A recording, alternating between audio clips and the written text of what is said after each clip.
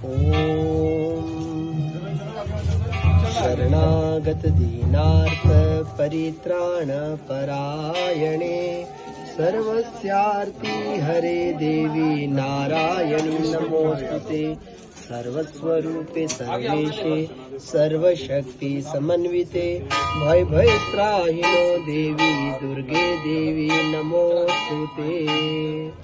आज पौष मास कृष्ण पक्ष षष्ठी तिथि बुधवार का पवित्र दिन।